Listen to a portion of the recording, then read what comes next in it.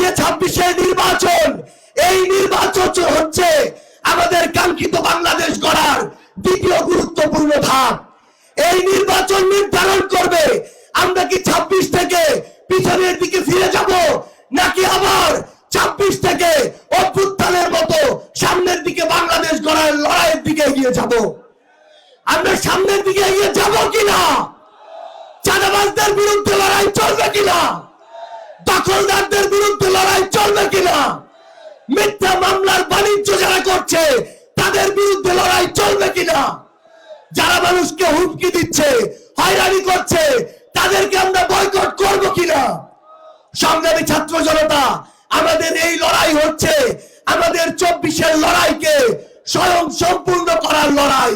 সংগ্রামী ছাত্র জনতা, প্রত্যেকের কাছে একটা বার্তা পৌঁছে দিতে হবে, আমাদেরকে ওই মানুষদেরকে বয়কট করতে হবে যারা দিনের বেলা মাদকের বিরুদ্ধে কথা বলে আর রাতের বেলা মাদক ব্যবসার লাভের টাকার ভাগ নেয়।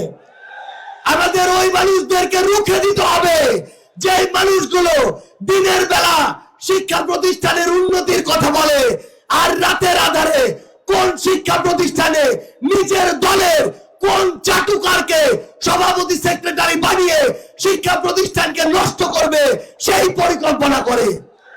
আমাদেরকে ওই মানুষদেরকে বয়কট করতে হবে যারা দিনের বেলা নির্বাচনের আগের 2 মাস জনদরদি হয়ে উঠে, নির্বাচনের পরে 4 বছর 10 মাস হারিকেল ধরাও খুঁজে পাওয়া যায় না।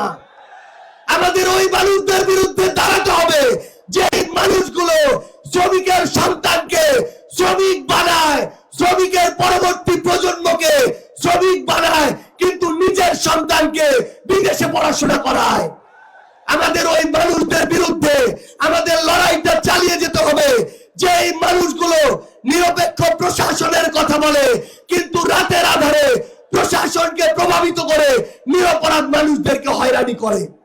সংগ্রামী ছাত্র জনতা, আমি শুধু আপনাদেরকে এই অনুরোধটাই করব, মহান আল্লাহ তাআলা স্বাধীনতার পরে এই প্রথমবারের মতো আমাদেরকে এই সুযোগ দিয়েছেন।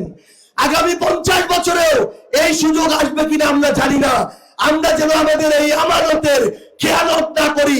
সারা বাংলাদেশের টেকনাফ থেকে তেতুলিয়া, রূপসা থেকে পাথুরিয়া 1,47,570 বর্গ কিলোমিটারে শুধু একটাই ধ্বনি হবে, 10 দলীয় ঐক্যবদ্ধ বাংলাদেশ ইনশাআল্লাহ।